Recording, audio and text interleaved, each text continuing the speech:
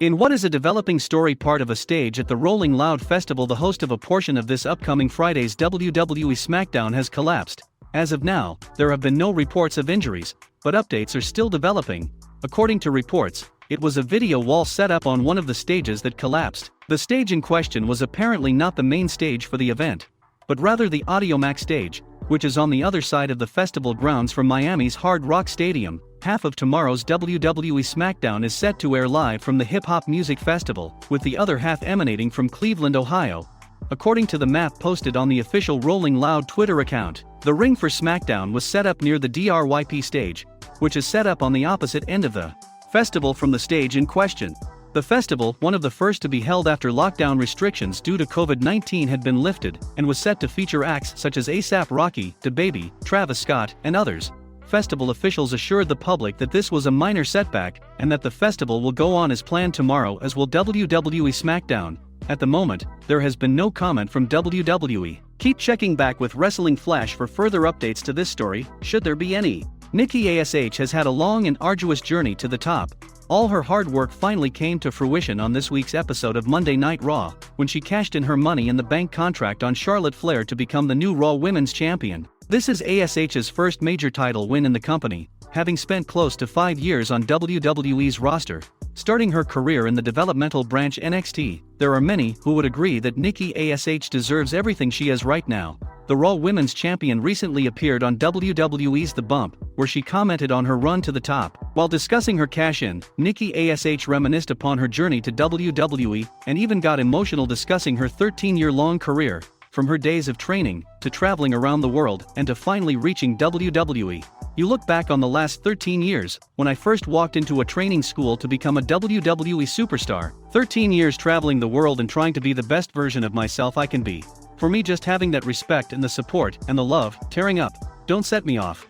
I've just had my makeup done. Don't set me off, said Nikki. There can be no denying just how hard she has worked to get to the position she is currently in. It is not surprising to see her get emotional while thinking about her journey. This may be Nikki's first major singles title in WWE, but it isn't her first title overall. Back when she went by the name of Nikki Cross, ASH teamed up with WWE's resident supernatural entity, Alexa Bliss.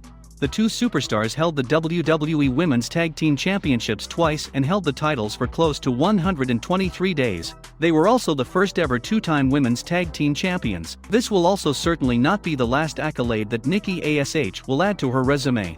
We look forward to seeing what more she accomplishes in her WWE career. WWE legend Kevin Nash has recalled how The Undertaker advised him to stop performing athletic moves during his run as WWE Champion.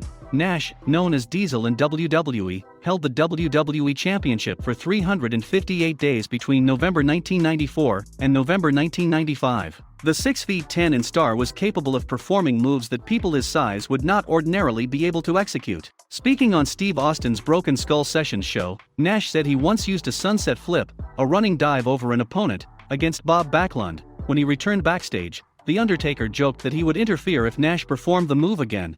I started out of the chute either working with Backlund, which was like oil and sand, or King Kong Bundy, which was like working with a piano and sand. I couldn't do anything with Bundy. I couldn't pick him up. I couldn't do any of my moveset. Backlund wanted me to sunset flip him every night. I sunset flipped him in Sacramento. I didn't even get a foot through the curtain before Taker had me against the wall.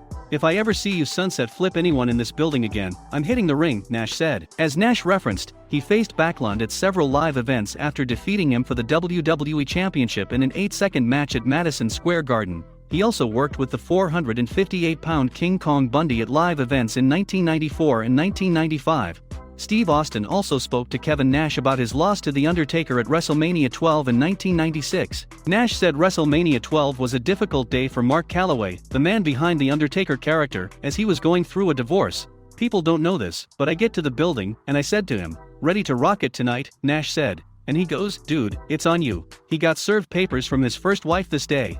He just got served divorce papers. He was gone, mentally. The Undertaker is widely viewed as one of the most respected WWE superstars of all time. He retired from in-ring competition in 2020 after a 30-year WWE career and 33 years in the wrestling business. Former WWE superstar CM Punk has shared an interesting story on his official Instagram handle amidst rumors that he is on his way back to pro wrestling after 7 long years.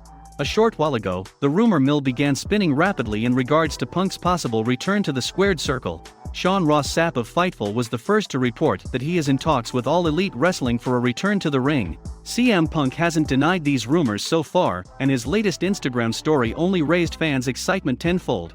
He shared an audio clip featuring the song Serious by the Alan Parsons Project. For those who are unaware, the song is popular for being used extensively by the Chicago Bulls. Punk's post left fans speculating about him possibly appearing at AEW All Out on September 5, 2021. The event is scheduled to be held at Now Arena, which is located in the Chicago suburb of Illinois. The arena is home to the Windy City Bulls, an affiliate of the Chicago Bulls. CM Punk's last in-ring outing was the Royal Rumble 2014 match that was won by Batista.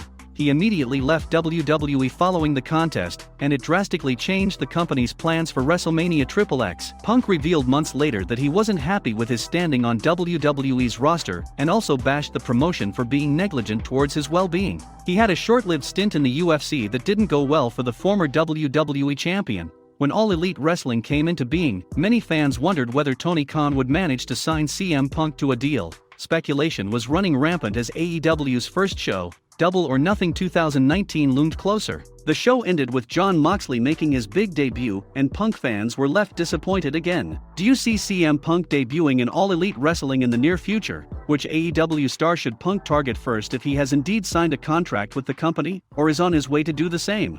Universal Champion Roman Reigns is in the middle of a dream run.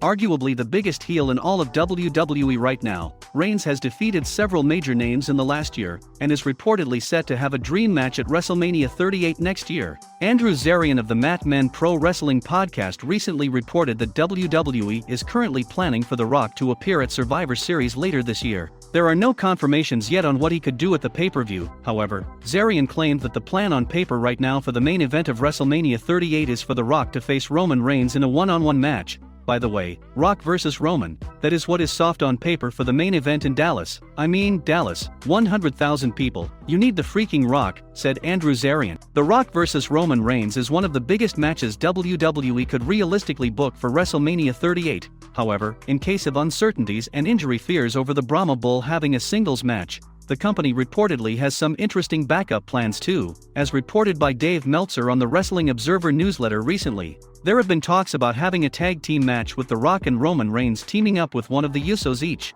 Meltzer, however, added that the singles match is still the preferred one idea that has been talked about, as the goal is Reigns and Rock in Dallas for the 2022 Mania, is that if concessions have to be made regarding Rock and movies and injury fears, that they do Reigns and Jay versus Rock and Jimmy. So Rock can be protected from doing too much, and it keeps it all in the family with the idea and Rock and Reigns as who is really the tribal chief. Obviously the singles match is the preferred match, but any involvement of Rock is preferred over him not doing the show, stated Dave Meltzer.